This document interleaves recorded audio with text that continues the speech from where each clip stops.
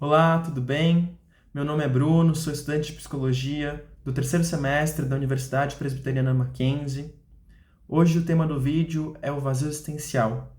Bom, se você gosta de temas assim, já siga o canal, já curta, já comenta um pouco do que você acha, do que você pensa, do que você imagina, o que é o chamado vazio existencial.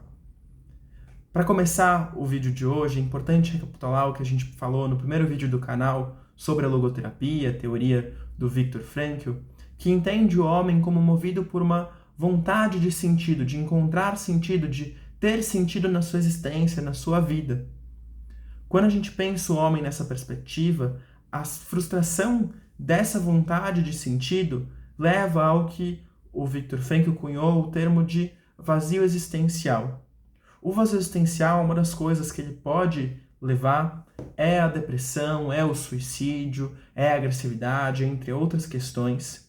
E, portanto, vale a gente pensar um pouco o que acontece socialmente falando, individualmente falando, que leva uma pessoa a cometer o suicídio, a morrer por suicídio, o que leva uma pessoa a desistir da própria existência. E os impactos, as questões, as causas sociais, pessoais e individuais. Para então começar o vídeo, vale a pena primeiro contextualizar a relevância não só desse tema, mas também a importância histórica desse tema. Quando olhamos historicamente falando, na Idade Média havia um saber dominante, um saber religioso que determinava se você nasceu como camponês, você vai trabalhar dessa forma, vai ser sempre assim, porque Deus quis, uma lógica religiosa.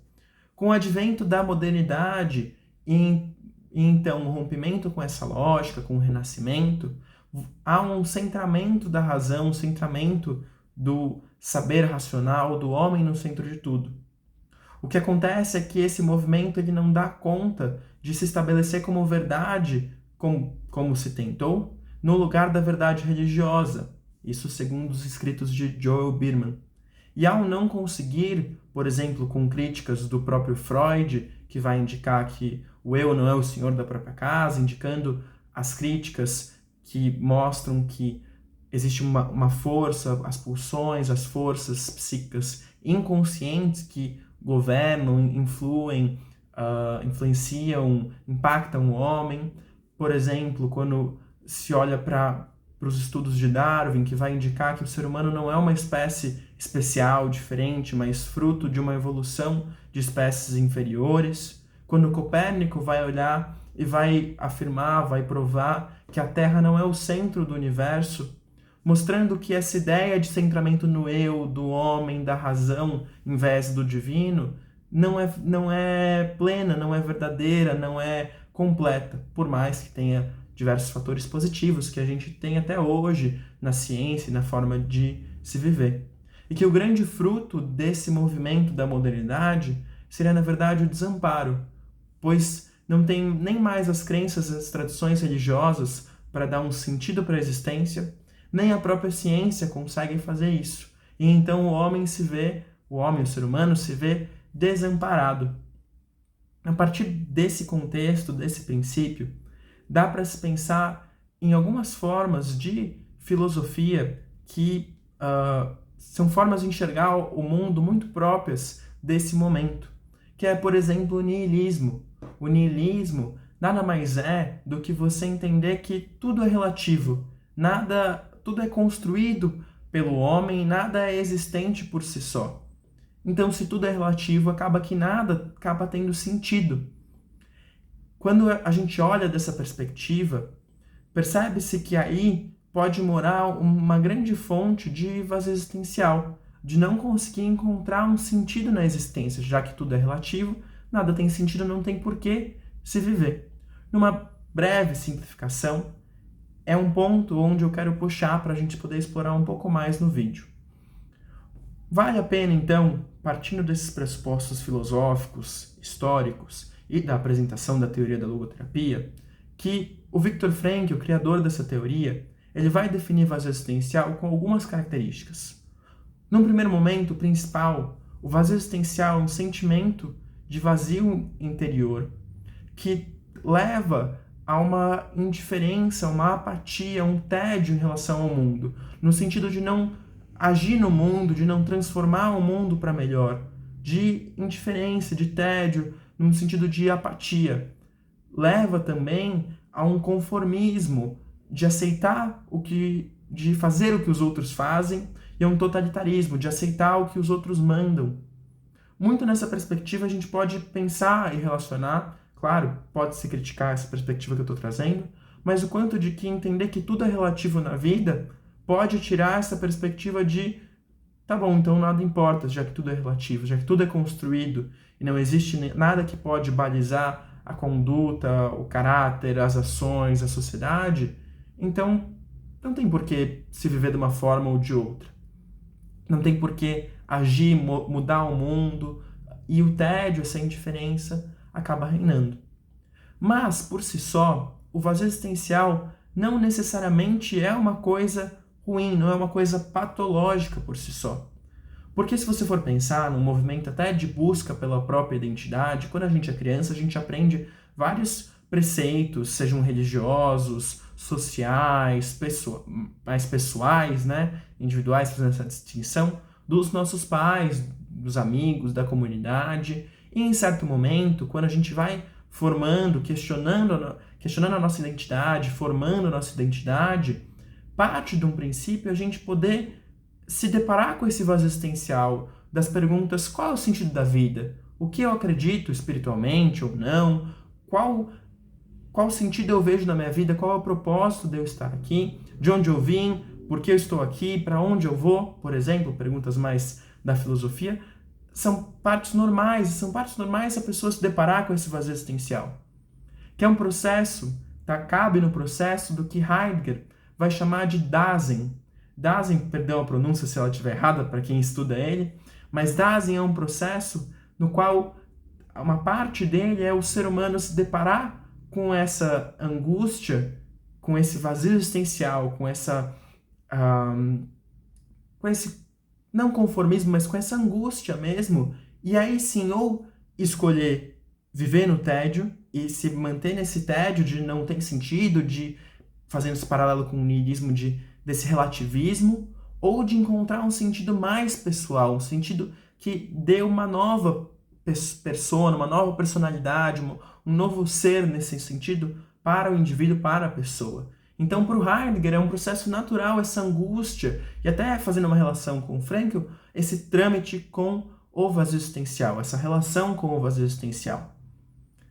Pensando nesse entendimento, então quer dizer que nem todo vazio existencial é patológico. A questão levantada por Viktor Frankl na sua época, no século XX, e que eu acho que cabe muito no contexto atual, é que o vazio existencial ele pode vir a se tornar patológico. E quando ele se torna patológico, ele pode levar a 3 coisas. Pode levar à agressividade, pode levar aos vícios, à adicção, pode levar à depressão e, por fim, ao suicídio. Então, quando a gente pensa nesse contexto, se mostra a relevância, a importância de entender esses temas atualmente. Porque se a gente for parar para pensar, a agressão hoje em dia a gente pode pensar ela em relação ao cyberbullying, em relação às agressividades políticas, em relação às agressões na internet, em relação à misoginia e outros temas relacionados à agressão, a guerra, por exemplo. A gente pode pensar, por exemplo, o vício como o vício na internet, o consumismo. A gente pode pensar esse vício por visualização, por curtida, por pertencimento. A gente pode, por exemplo, pensar aí sim o vício do álcool, das drogas, dos diversos tipos de drogas, etc. A gente pode pensar a depressão nos dias atuais, nesse sentido também, e a gente pode pensar, então, o suicídio, que nos últimos muito tempo, né, se a gente for pegar os dados, acho que aproximadamente de 1970 para cá, para 2000, teve um aumento muito grande, e recentemente os números crescem. Então, quando a gente para olhar todas essas informações, os dados, etc., se mostra a relevância atual de analisar esse tema nos dias de hoje. Portanto, vale destacar que quando a gente entende o vazio existencial causando tudo isso, a gente não está falando de uma neurose, de uma questão psíquica, né? De um problema psíquico que seja do aspecto psíquico da mente, ou, por exemplo, a gente está falando de algo biológico, que seria tomar um remédio, neurológico, tomar um remédio e resolveria. A gente está falando de uma neurose noológica, de um conflito ético, espiritual, de qual é o sentido da vida? Que sentido eu encontro e vejo na vida? Como eu dou sentido à minha vida? E justamente esse conflito que pode levar para essas questões. Claro que a gente não pode reduzir essas questões a só isso, porque tem outros fatores biológico, psicológico, social, mas num princípio, esse aspecto noológico, poderia falar, por exemplo, de ética, essa parte humana do aspecto, que vai para além do psíquico, vai além do biológico, é uma parte extremamente importante de ser vista. Então a questão que a gente pode ficar como reflexão é como a gente lida com o nosso próprio vazio existencial, como a sociedade lida com o vazio existencial e se é a melhor forma do que a gente está lidando. Porque muitas vezes o vazio existencial ele pode vir a ser preenchido por uma determinada religião. Mas será que aquela religião, muitas vezes, não a religião, mas o líder religioso, não pode estar se aproveitando desse preenchimento de sentido e distorcendo a realidade, distorcendo a cabeça e propagando mais agressividade, mais deturpações? E talvez a gente possa pensar, como reflexão, de que a pessoa se mantém numa egrégora assim por um preenchimento de sentido, por uma questão de pertencimento, de dar um sentido à própria existência. Mas também a gente pode pensar a religião no aspecto positivo, no sentido de que a religião ela dá um propósito, ela mostra o porquê a pessoa está aqui, o que ela veio fazer, para que ela veio fazer, de que forma fazer. Mas não só isso. Quando a gente vai olhar para a teoria do Frankl e para a própria psicologia como nosso propósito de intervenção e atuação, a gente não busca conversão de ninguém. Então, mesmo quando a pessoa é ateia ou agnóstica, a gente pode entender a vida e a existência de uma forma muito humana, como o Frankl propõe. No sentido de que a existência, o que está no passado, a gente acaba nunca perdendo. E que a gente sempre pode se orgulhar do que a gente já viveu. E que perante a nossa morte, perante uma questão muito difícil, a forma como a gente age, a forma como a gente se coloca, é uma coisa que a gente sempre vai poder se orgulhar, independentemente do que vem depois. Então, o Frankl, a partir da vontade de sentido, de encontrar um sentido na vida, ele vai articulando isso. Porque até mesmo se a gente pode ampliar o pensamento crítico e pensar no conformismo. O que é o conformismo hoje, se não as tendências de agressividade, de pensamento da internet, por exemplo, de grupos para se sentir pertencido, ou, por exemplo, as fórmulas mágicas de felicidade e a individualidade, o único do ser humano, acaba se perdendo, aquilo que tem valor para a pessoa. E mais do que isso, quando a gente pensa em encontrar o sentido para Viktor Frankl, a gente está falando sempre de uma analogia, de um comentário que ele faz que é muito bonito e muito interessante, que encontrar um sentido é como se é uma autotranscendência que ele chama, ou seja, como se a gente fosse um olho, que se ele olhar para dentro ele não enxerga nada, que ele só cumpre a função dele quando ele olha para além de si, ou seja, que a gente encontraria o sentido da existência olhando para além de nós mesmos. E hoje, num mundo extremamente individualista, que as pessoas estão desconectadas, enfim, acaba que isso é um outro problema. Como é que eu encontro sentido se eu não olho para o outro, se eu não olho para uma causa, para um valor, para uma pessoa, para alguém, seja pelo amor, seja pelas ações criativas, para encontrar sentido? Se eu só busco o prazer, o poder, a riqueza, não tem problema buscar também, ter também, mas a questão é, se eu só busco isso, o que eu faço com esse vazio existencial que fica em mim? Bom, eu espero que tenham gostado do vídeo, dessa pequena aula, ousando dizer assim, sobre o tema.